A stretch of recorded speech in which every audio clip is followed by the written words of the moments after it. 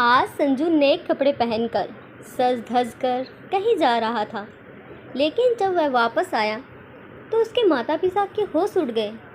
उन्हें कुछ समझ नहीं आ रहा था कि ये सब क्या हो रहा है, कैसे हुआ और क्यों। तुमने मेरी नाक कटवा कर रख दी, इज्जत मिट्टी में मिला कर रख दी। बस यही दिन देखना रह गया था। तुम्हें शर्म नहीं आई ये सब करते हुए? अपने माता पिता के अरमानों पर पानी फेर दिया। मेरा नाम डुबोकर तुम्हें चैन मिल गया होगा। पिताजी गुस्से में संजू को बोल रहे थे। पर पिताजी, आप मेरी बात तो सुनिए। मैंने आपकी नाक नहीं कटवाई, ना ही आपका नाम डुबोया। बस उस समय मुझे जो सही लगा मैंने वही किया। अच्छा, अब तू इतना बड़ा हो गया है कि हमसे बिना पूछे ही अपनी ज़िंदगी का फैसला ले लेगा। पर पिताजी, एक बार आप मेरी बात तो सुनिए। संजू हाथ जोड़ते हुए बोला, मुझे तुमसे कोई बात नहीं करनी। इतना कहकर वह घर से बाहर निकल गए।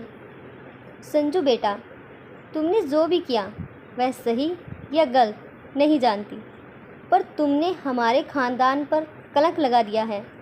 दूसरी जाति की लड़की से शादी कर उसे घर ले आए और तुम कह रहे हो कि तुमने हमारा नाम नहीं डुबोया।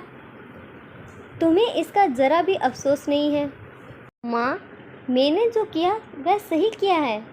उस समय हालात ही ऐसे थे कि आपको बताने या पूछने का मौका ही नहीं मिला। पर एक बार आप मेरी बात तो सुने बेटा। अभी तुम अपने कमरे में जाओ और इसे भी ले जाओ। ये तुम्हारी पत्नी है, पर मेरी बहू नहीं, समझे तुम? कमरे में आकर सिमरन की आंखों में झरझर आंसू बहने लगे। वह संजू से कहती है कि मेरी वजह से आपको इतना कुछ सुनना पड़ा। आपके माता पिता आपसे नाराज़ हैं। आप मुझे माफ़ कर दीजिए। संजू सिमरन से कहता है कि इसमें आपका कोई कसूर नहीं है। आपने मुझ पर शादी का दबाव नहीं डाला था, वह फैसला मेरा था। चिंता मत कीजिए, सब ठीक हो जाएगा। आप आराम कीजिए। पर सिमरन की आंखों में नींद नहीं थी।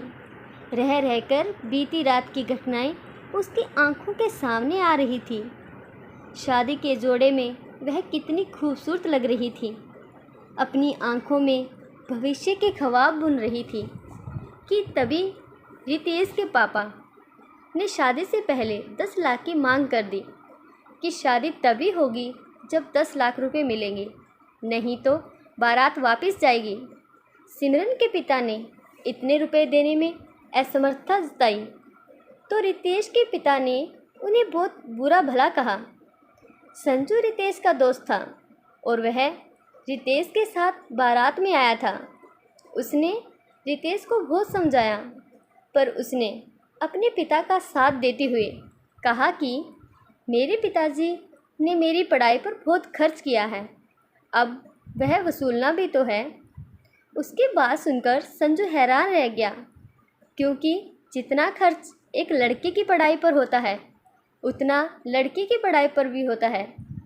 इस समय में ऐसी सोच सिमरन के माता पिता व भाई बहन सब लड़के वालों के हाथ जोड़ रहे थे, पर वह टस से मस नहीं हो रहे थे।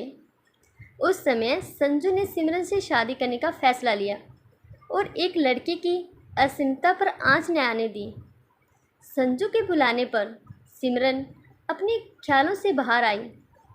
सिमरन का सर बहुत भारी हो रहा था। संजू ने उसे चाय पीने के लिए दी और अपनी मुस्कान से उसे भरोसा दिलाया कि वह हमेशा उसके साथ रहेगा। वह जल्दी ही सब कुछ सही कर देगा और उसके माता पिता भी बहू बेटे को आशीर्वाद ज़रूर देंगे। आशा करती हूँ आपको ये कहानी ज़रूर अच्छी लगी हो। ऐसी ही पारिवारिक कहानियाँ रोज़ सुनने के लिए प्लीज़ इस चैनल को सब्सक्राइब ज़रूर कीजिएगा। कहानी अच्छी लगी हो तो इसे लाइक करें। कहानी को पूरा सुनने के लिए आपका बहुत बहुत धन्यवाद।